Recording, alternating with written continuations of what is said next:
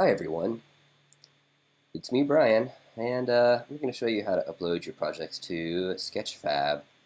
So you'll need to go to sketchfab.com first of all. If you haven't created an account already, go ahead and do that. It's really easy, it's simple. I have mine here already good to go. So first things first, we need to go to our Maya file. And here we have our good friend Spider Tank. You remember Spider Tank, right? Maybe not. Anyway, I'm going to go ahead and get him ready to export. So I actually have a couple of animation clips on him.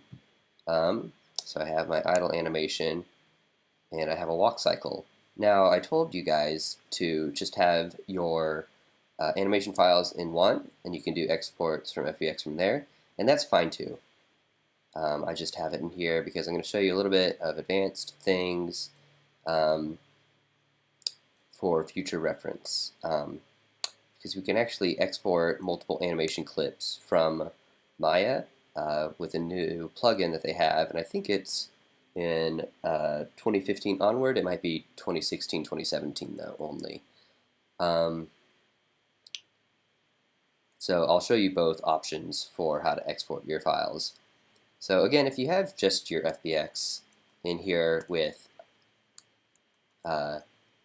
just your one animation, then that will work. If you wanted to have multiple in there, you can do that too. I'll show you the game exporter version first because it's actually a new tool and it makes things very easy.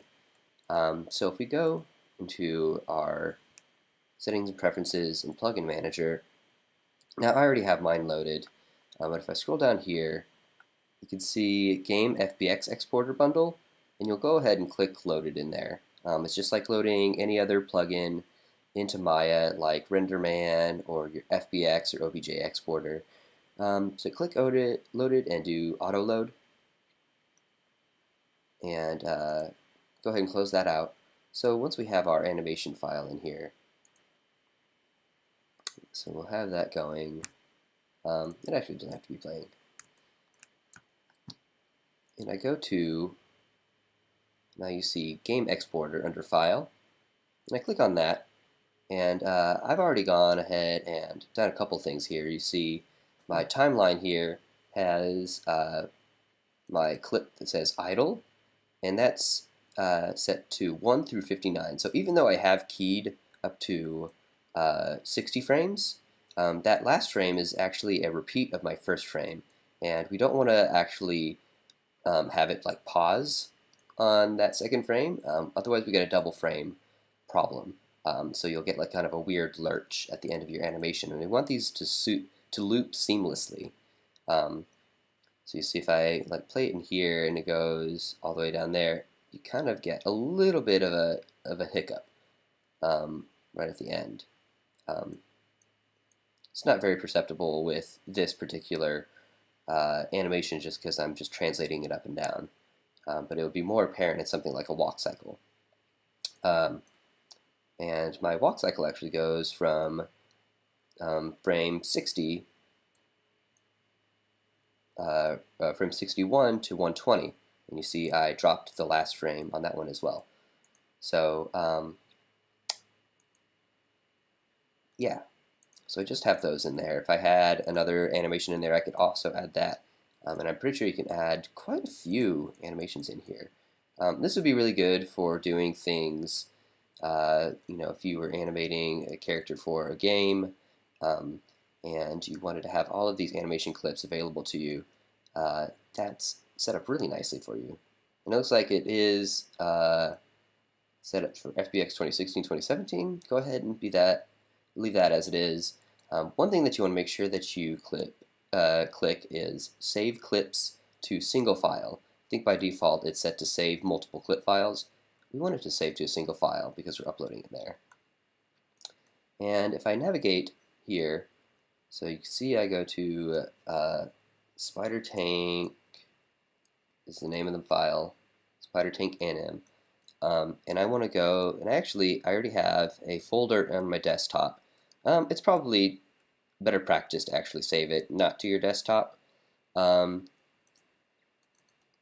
just for the sake of organization. Let's see here, Spider Tank. So I already have this folder in here, and spidertank.fbx, where I would save that. So go ahead and hit choose.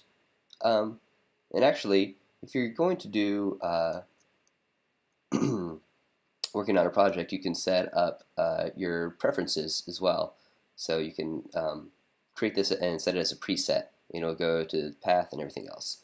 So we call it Spider Tank A&M, and I'm saving to this folder called Spider Tank. And you'll have noticed in here, I actually already have all of my textures exported as well. And I'll get to that in just a second. But I'm going to be putting my FBX file and all my textures in one folder, and we'll get to why in a second. So go ahead and I choose that and call it my name, and I hit export, and it says it already exists. Yes, that's fine. And export successful. All right, great. So we have that. The alternate method, if you can't actually load up your game exporter, is you would just go to your regular FBX export settings, which we've done multiple times before. I'm going to go ahead and hit export all since I just have my animation and my file in here. And I'm going to call it spidertank.fbx. And in my FBX settings, I'm going to go to animation and bake animation. And instead of this, I'm going to just do my one animation here. And I set that to, what did I set that? 59? Java update, go away. Sorry for coughing, everybody. I'm still recovering, getting over sick. I'm not going to do that. So I want to make sure that I hit deform models and skins and blend shapes. I want to export all of these with my FBX. I want to embed media. And what else did I want to have on here? Under advanced options, let's see here.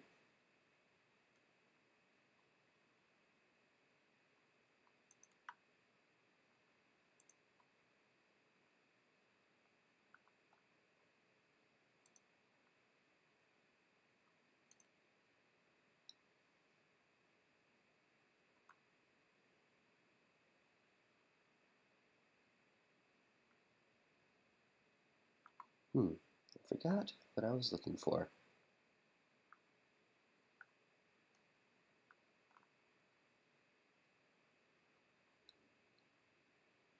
Oh, here we are, extra options under animation. I wanted to make sure that I have use scene name selected. So this is what's going to actually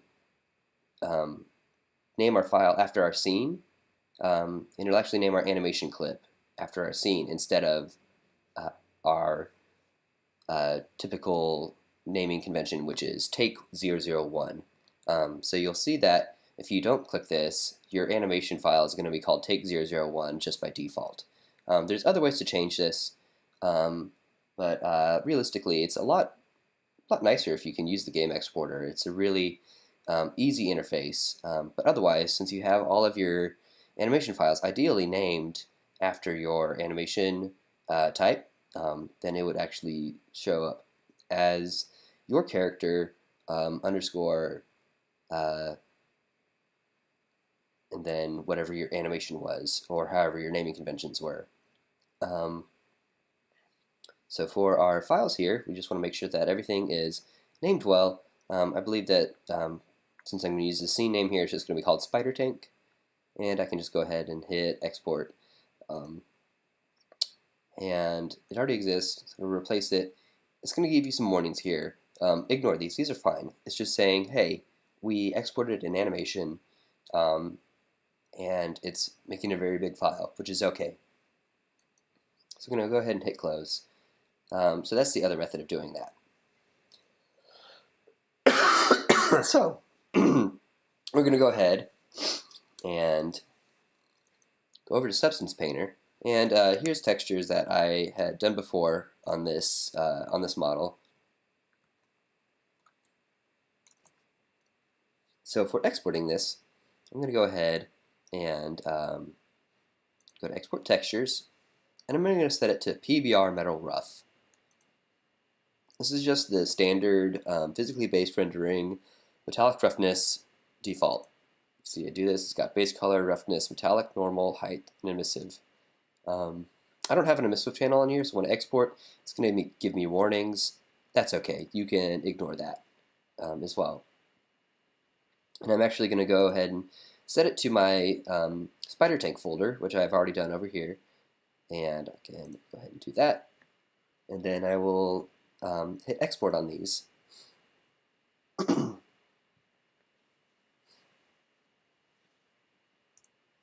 And okay.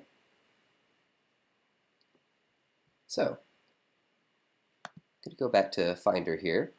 And here's my folder with everything in it, right? So it's got my FBX, it's got all of my textures all in one folder, and using whatever zip method that you have, I know on Mac, you can right-click and go ahead and hit compress. There's also other zip file programs on PC, like 7-zip or WinRAR, whatever you have on your computer. Just go ahead and compress it down to a zip file. And that way we'll have everything packaged in a zip file here when we upload it to Sketchfab. So I'm going to go back to Sketchfab here. I'm going to click this upload button. So I go in here and I choose my file, and I can go to my zip file. Really quick, I can go over here. You can see that you can upload a file. These are the ones that all work here. FBX is the only one, well, okay, FBX and .blend. These are the only two files that work with animation. So we are going to be just using FBX or a zip file, which will have our FBX in it. You'll also notice that I had everything set to export really quickly. All my textures are all JPEGs. And that's just going to be nicer for Sketchfab because they're already compressed. That's one thing that Sketchfab likes. So go ahead and make sure when you do export, you're set to JPEG.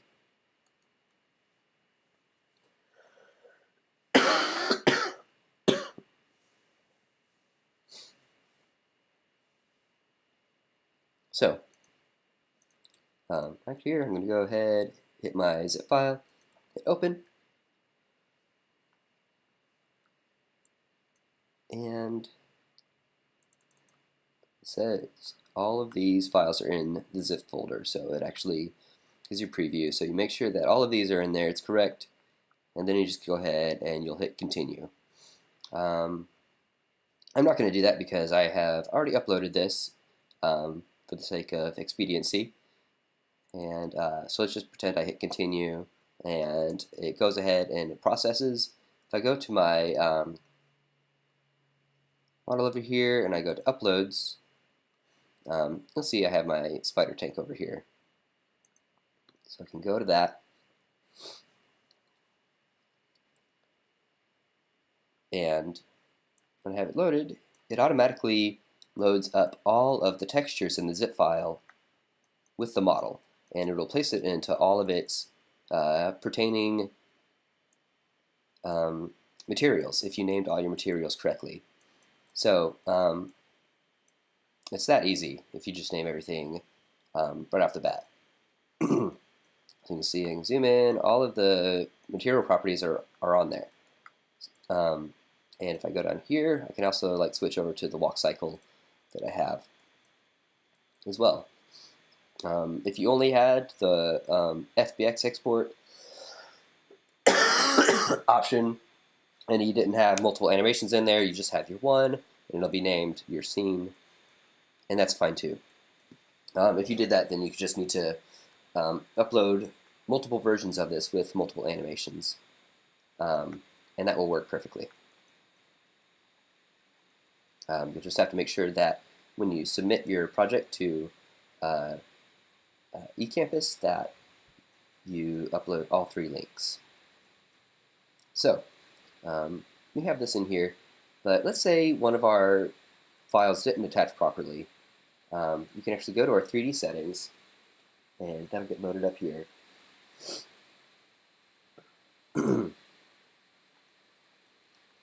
And for the sake of speed, I'm just going to put it in a static pose here. And you can go to your materials, and you can actually go in and select material, whichever one that you want. And if one of them didn't upload properly, you can go to Manage Textures, and you can actually import a texture if it didn't go. If you wanted to like swap this out with another one, when you changed it, you can actually go in here and just like import your texture. So you don't have to say you made changes to your textures and you wanted to go back and fix it later. You don't have to re-upload everything. You just have to upload a new texture from there. There's a lot of other settings as well in Sketchfab that are really nice. You can actually go in. So in the animation, you can change playback speed. You can make it a seamless loop. These are already looping seamlessly, so that's not a problem.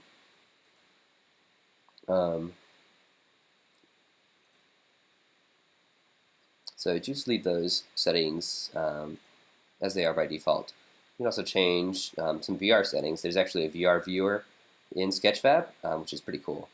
So you can actually change the scale of like how big you are in VR if you were to look at this through your viewer through your phone. Your material settings, you can actually go in and select which materials you specifically want to target. And it'll highlight those when you select them, so you know which is which. You can actually change to a different workflow as well. If you want to do specular instead of metalness, you can swap between these two as well. So it just depends on what sort of look you're going for. You can change your lighting. Right now it's set to this Milky Way, so I wanted to change it to a different environment map. Change it to these. By default, I believe it is set to on.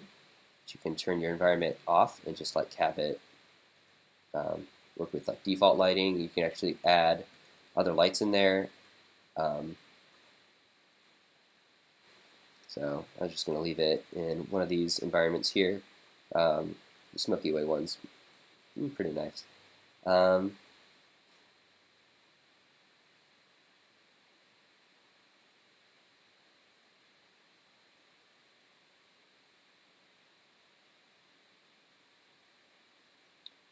And if you go to your scene, I can actually go and turn my background on and off. Set it to just like a plain color. I can actually also change the field of view if I wanted to, but I probably don't. I'll just go ahead and leave that back what it was, which is about 45, I think. 45 years. Yeah, let's say it's that. Turn wireframe permanently on and off. You can set your background to be an image, which is interesting.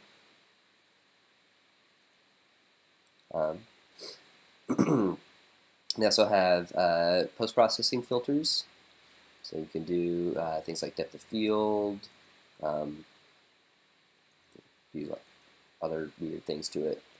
You can turn on bloom, which if you have a character that has a lot of emissive maps, you could turn bloom on and it would really make those emissive maps pop.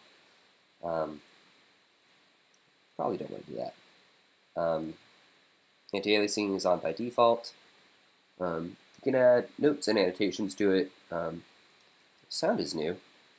I guess you can do that if you have like audio clips that play with it.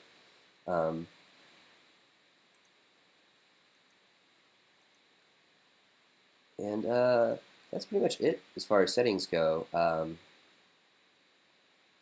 I think if you uh, want to, you can also do um, settings for if you uh, just wanted to use um, like you just have it on shadeless, which some people that have like more cartoony sketched characters could also do. And I believe you can set that to be um,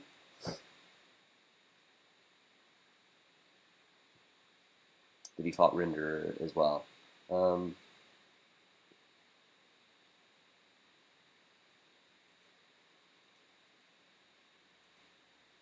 so you can set it to shadeless in there. Um,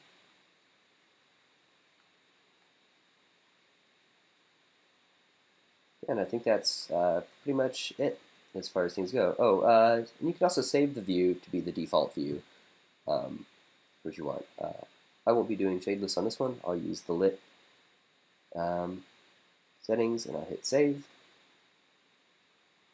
And when you're done with everything in your settings here, go ahead and hit publish.